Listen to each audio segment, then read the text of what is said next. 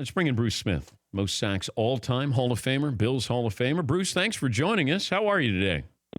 I'm doing great, Dan. Good to hear from you. Would you have more sacks now or less sacks now if you played? Absolutely, I would. I would have a tremendous amount of more sacks. They're roughly throwing the ball about 30% more than the balanced attack than I saw in my era. So consequently, that gives you more opportunities to get after the quarterback. And having said that, with the way we threw the ball and how explosive our offensive unit was with all the weapons we had, Thurman, Andre, Jim, James Lawson, Steve Tasker, just to name a few, it would have provided even more opportunities. So, back then there was a balanced attack when teams tried to approach playing against us because they wanted to keep our offense off of the field. So they would typically go 50% pass, 50% run. How would you have to adjust to today's rule? It would be extremely difficult. Quite frankly, borderline impossible.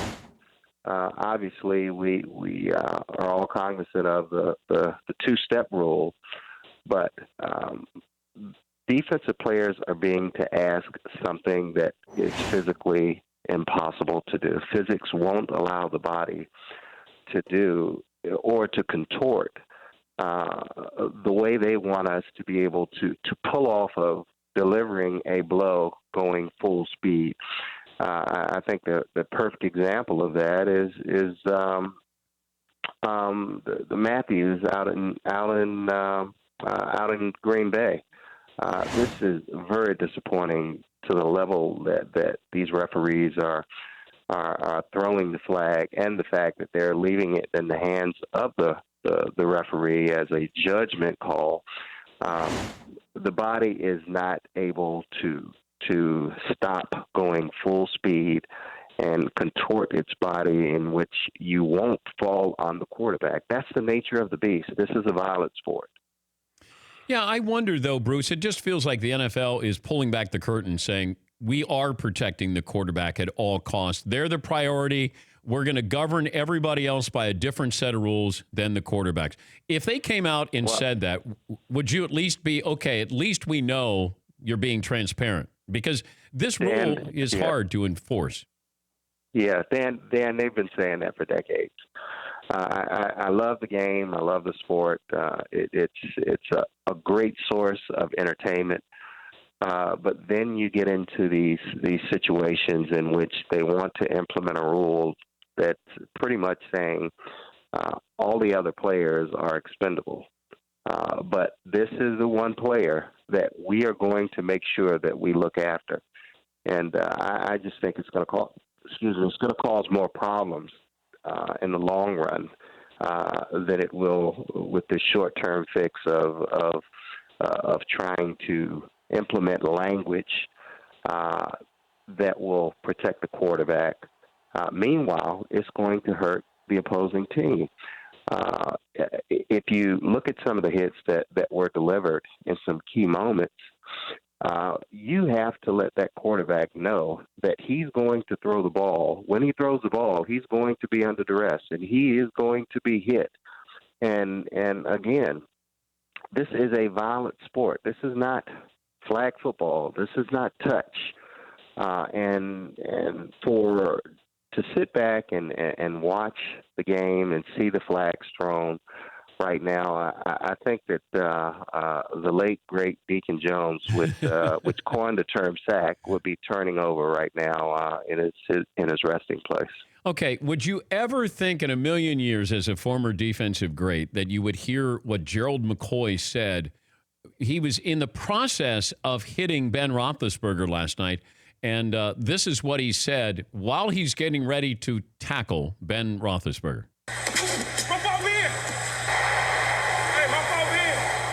My fault, Ben. Did you ever apologize to a quarterback, Bruce? No, no. I would certainly help that quarterback up. I think that um, I made it a routine habit to help up Dan Marino, even John Elway, and a number of others, and that's just showing good sportsmanship. But meanwhile, letting them know this won't be the last time that we will be having this conversation.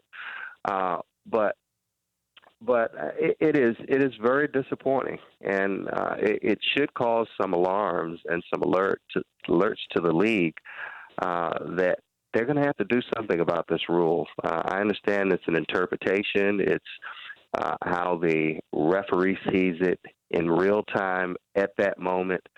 But to stop a defender from running full speed, contort his body, make sure that when he drives through that quarterback, he can't land on that particular quarterback when the play is over. That just doesn't work that way.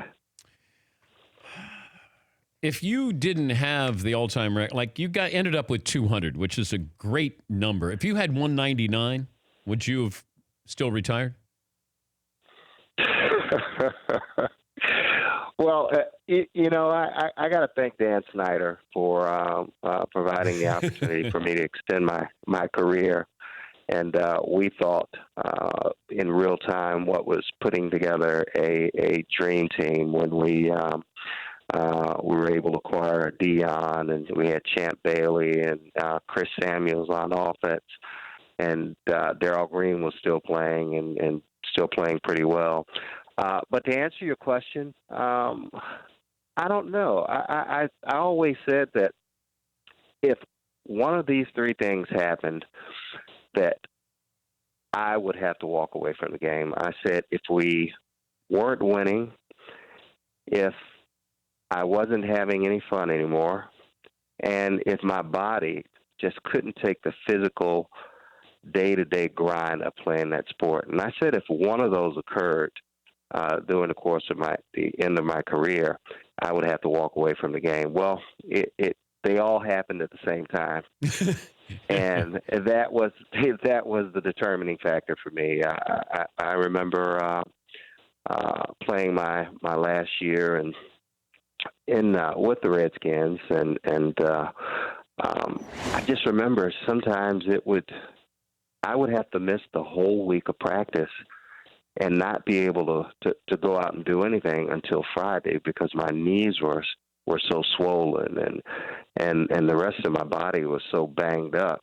And I had smart coaches that understood that once I walked out on the field, I would be ready. But I think that not being able to practice is doing a disservice to the team, although I was mentally prepared. But I just feel that you need that full experience of a week of preparation, studying film, lifting weights, and some type of conditioning and practice to make sure you're able to go out and perform at a high level.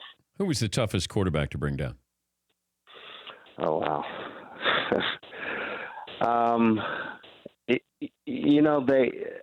Dan Marino probably was the toughest. He wasn't the most mobile. Well, you couldn't get to him. But that's the whole point. He had such a quick release, and he had a sixth sense. He had eyes in the back of his head that he felt the pressure coming, and he was able to step to the side and avoid that potential knockout blow, which would have been the sack. But that's why I always appreciated playing against Dan. Dan was the best in the business. Dan and obviously there's a few others, and just having that instinct that separated him from the average or the good quarterbacks in the league is one of the things that really excited me about playing against the Dolphins. It's good to visit with you again, Bruce. Thanks for joining us. We always appreciate the opinions, and hope you're doing well. I appreciate it, Dan. Talk to you soon. That's Bruce Smith. For more Dan Patrick Show, tune to Audience Channel 239 on DirecTV or download the Dan Patrick Show app.